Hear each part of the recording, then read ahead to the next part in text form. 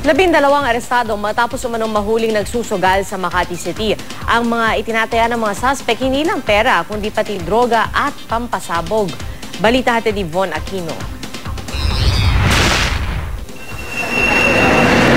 Bunsod ng tip mula sa isang concerned citizen, arestado ang 12 lalaki ito dahil sa umano'y pagsusugal. Hindi kasi simpleng pagsusugal ang ginagawa ng mga naaresto sa barangay Southside sa Makati. Ayon sa Makati Police, naaktuhan nilang naglalaro ng dice sa mga kalalakihan sa iba't ibang kalye sa lugar. Sa larong ito, huhulaan ng kung odd o even number ang lalabas. Pero hindi lang pera ang pinantataya ng mga suspect, kundi droga at granada. Nakuha sa mga suspect ang 3 granada, 3 sachet ng hinihinalang shabu, 1 sachet ng marijuana at mga drug paraphernalia. Todo tanggi naman ang isa sa mga suspect habang ang iba tila ayaw nang magsalita. Nahuli ba talaga kayo kanina na naaktuhan kayo nagsusugal daw? Hindi po, ma'am. Ano ginagawa niyo kuya? Bakit kayo nahuli?